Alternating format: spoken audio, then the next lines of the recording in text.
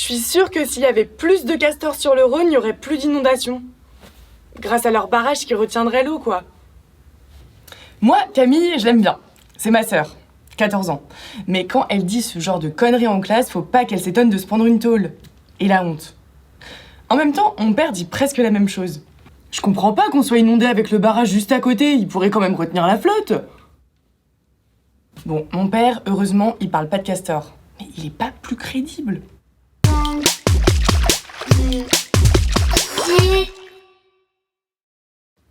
Sur le Rhône ou la Saône, tu peux installer une colonie de castors tous les 10 mètres.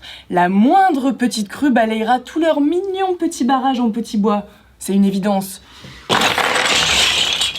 Bon, sauf pour Camille. Maintenant, les murs de béton et d'acier. Pourquoi ne sont-ils pas capables de retenir une crue ? Côté Rhône, 19 barrages et usines ont été construits sur le fleuve pour produire de l'hydroélectricité. Comment ça marche ? Il faut que l'eau actionne une énorme turbine placée au bout d'un énorme tuyau à l'arrière d'un énorme barrage. En tournant, la turbine produit de l'énergie mécanique qui va être transformée en énergie électrique. Pour les détails, change de chaîne, c'est plus moi. Pour que cette énorme hélice daigne bouger, il faut que l'eau arrive vite. Et fort. Il faut donc créer artificiellement une chute d'eau sur le fleuve qui est naturellement plutôt plat. Comme ça. La chute, c'est le job du barrage. Il dévie l'eau dans un canal de retenue au bout duquel est installée l'usine et ses turbines. Le barrage est aidé par les digues qui canalisent le Rhône. Du coup, le Rhône ressemble à ça. Un escalier de 19 marches jusqu'à la mer, avec des chutes de 10 à 20 mètres. Ces murs de béton et d'acier, malgré les apparences, ne fonctionnent pas comme les barrages réservoirs de montagne. Alors, ça, c'est un barrage de montagne, donc il stocke l'eau. Et ça, c'est un barrage sur le Rhône, donc il ne stocke pas l'eau.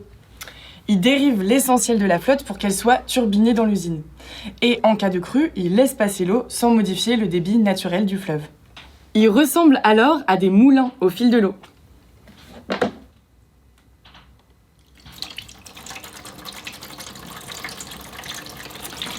Les barrages de la Compagnie nationale du Rhône, c'est comme ceux des castors, mais en plus solides. Ils retiennent pas les crues.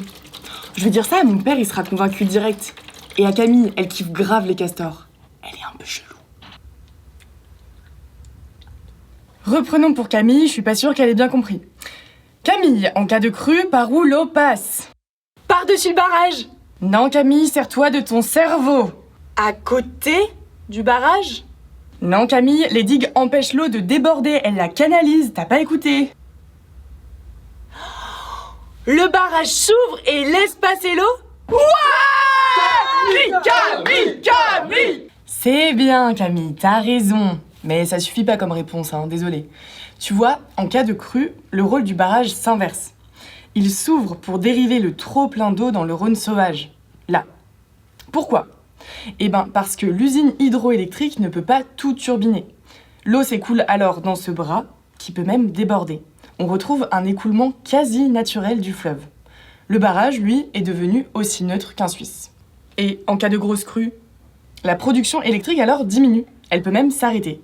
Plus d'électricité, plus de jus. Un peu comme dans Camille. Non, Camille, tu dors, ça se voit là. Le filet de bave. Essuie. Les crues traversent donc le barrage qui ouvre ses vannes. Mais pas seulement. Si elles sont trop fortes, elles peuvent passer par-dessus les digues pour aller s'étaler tranquillou dans les champs. Oui, par-dessus, sans problème, sans que ça casse. Comment ? Pourquoi ? Parce que les digues de la Compagnie nationale du Rhône ne sont pas faites pour protéger les villes ou les campagnes, mais pour canaliser l'eau.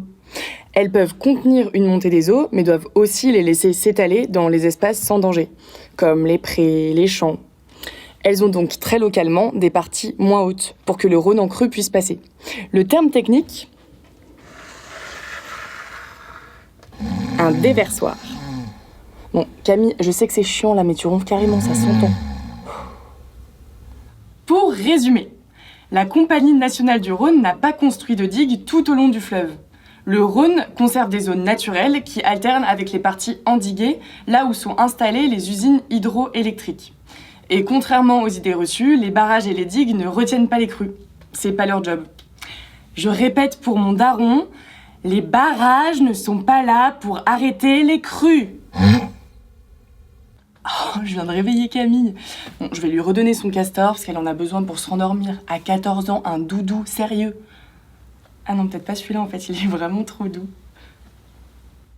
Ô Rhône, on a cassé ta puissance, calmé ta violence, tempéré ta prestance,